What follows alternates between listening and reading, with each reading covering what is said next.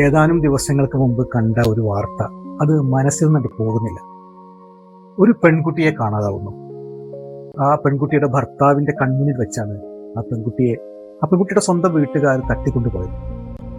അവൾ ജീവനോടെ ഉണ്ടോ എന്ന് പോലും അറിയാതെ ദിവസങ്ങളോളം ആ ഭർത്താവ് പോലീസ് സ്റ്റേഷനുകൾ തോറും കയറിയിറങ്ങി.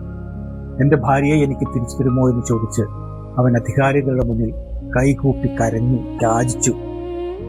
പക്ഷെ ഒരു കാര്യവും ഉണ്ടായില്ല.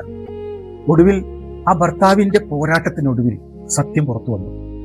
അവനെ സ്നേഹിച്ച, അവൻ ജീവനായി കണ്ട ആ പെൺകുട്ടിയെ അവളുടെ സ്വന്തം ജന്മം നൽകിയവർ, ആ സ്വന്തം ജന്മം നൽകിയ ആളുകൾ ക്രൂരമായി കൊലപ്പെടുത്തി കഴിഞ്ഞിട്ടുണ്ടായിരുന്നു.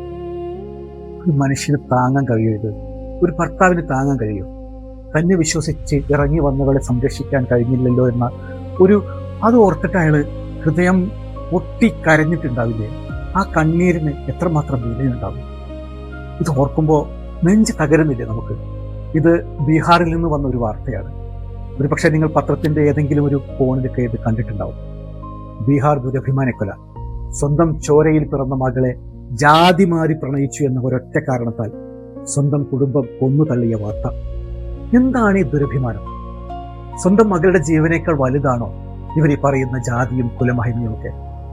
രണ്ട് മനുഷ്യർക്ക് പരസ്പരം സ്നേഹിക്കാൻ തോന്നുന്നത് മനസ്സുകൾ തമ്മിലുള്ള അടുപ്പം കൊണ്ടല്ലേ? അല്ലാതെ സർട്ടിഫിക്കറ്റിലെ ജാതി നോക്കിയിട്ടാണോ? നമ്മളിപ്പോ 21ാം നൂറ്റാണ്ടിലല്ലേ ജീവിക്കുന്നത്? ശാസ്ത്രമൊക്കെ എത്രമാത്രം വളർന്നു, ലോകം വളരെയധികം മാറിയില്ലേ?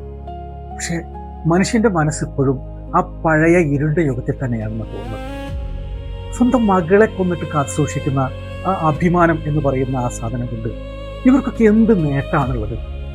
ഒരു മനുഷ്യന്റെ ജീവനേക്കാൾ വിലയുള്ള എന്ത് ജാതിയാണ് ഈ ഭൂമിയിലുള്ളത്? ജാതി എന്നത് ശരിക്കും ഒരു രോഗമാണ്. മനുഷ്യനെ മനുഷ്യനായി കാണാൻ സമ്മതിക്കാത്ത, സ്നേഹത്തെ ചോരയിൽ മുക്കിക്കൊല്ലുന്ന ഒരു മാരക രോഗം. ഈ വാർത്ത ബീഹാറിലാണ് നടന്നത് എന്ന് പറഞ്ഞ് നമുക്ക് മാറി നിൽക്കാം. പക്ഷെ നിങ്ങളൊന്ന് ഓർക്കൂ, ഈ ജാതി ചിന്തകൾ നമ്മുടെയൊക്കെ ഉള്ളിലും പുകയുന്നുണ്ട്. ഇനിയൊരു ജീവനും ജാതിയുടെ പേരിൽ കുരുതികെടുക്കപ്പെടരുത്. ഇനിയൊരു ഭർത്താവിനും തന്റെ ഭാര്യയുടെ നീതിക്കായി ഇങ്ങനെ അലയേണ്ടി വരരുത്. നിയമങ്ങൾ കൊണ്ട് മാത്രം ഇത് അവസാനിക്കുമെന്ന് തോന്നുന്നില്ല. നമ്മുടെ ചിന്തകൾ മാറണം. ജാതിയേക്കാൾ വലുത് മനുഷ്യത്വമാണെന്ന് നമ്മൾ തിരിച്ചറിയണം. ഈ വാർത്ത ഒരു സങ്കടമല്ല, ഇതൊരു മുന്നറിയിപ്പാണ്. ഇതൊരു മുന്നറിയിപ്പായി തന്നെ നാം എടുക്കണം. മനുഷ്യനായി ജീവിക്കാൻ ശ്രമിക്കണം. മനുഷ്യനായി ജീവിക്കുക, സ്നേഹത്തെ മാനിക്കുക.